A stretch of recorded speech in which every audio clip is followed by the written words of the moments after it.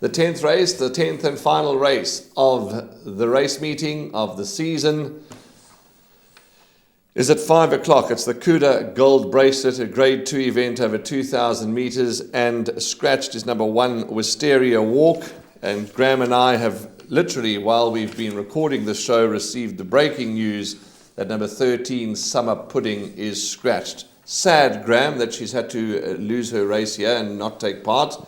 But word from the yard is that the other Paul Peter horses have travelled down well. She sadly didn't.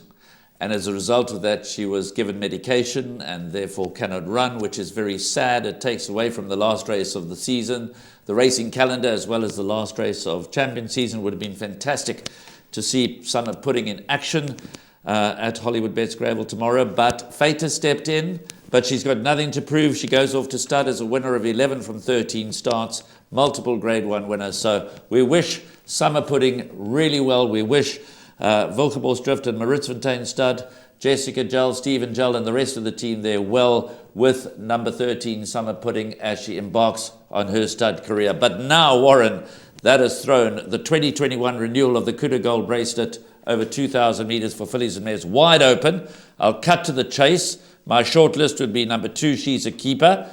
Number 5, Scented Mistress. I'm very strong in number 5, Scented Mistress. Number 8, Cha-Ching. And for me, a very interesting run is number 11, Mount Laurel.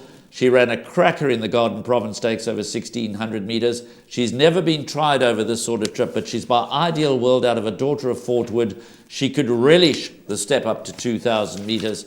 And I think Mount Laurel is also going to run a very, very good race. But if pushed into a corner, my narrow first choice would be Scented Mistress. But as far as Jackpot 2 is concerned, as race 10 forms the final leg of Jackpot 2, I'll be including all of She's a Keeper, Scented Mistress, Running Brave, who goes for a hat-trick. She's off form, but she's won this race twice before. So from a jackpot point of view, I'm going to throw in Running Brave, Victoria Page, Cha-Ching and Mount Laurel, possibly even Jasmine. I know you fancied her last time, and she could get into the act now. That Summer Pudding is a scratching. You've mentioned She's a Keeper, you've mentioned Scented Mistress, and you've mentioned Cha-Ching, the horses those are the 3 that I quite like. I want to just add one more. It's so difficult now with Summer Pudding out. The stable companion, Heart Stwings, on her best form, she could run into the money here. So I'm going to respect number 10, Heart Stwings, as well as an each way value selection. But as the Cuda Gold Bracelet, it's tough.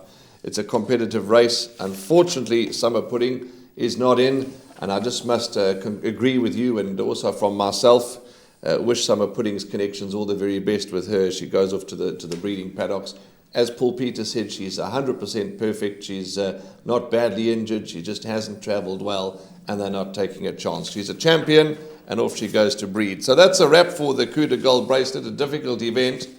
That's the 10th and final race. Our shortlist segment is to follow.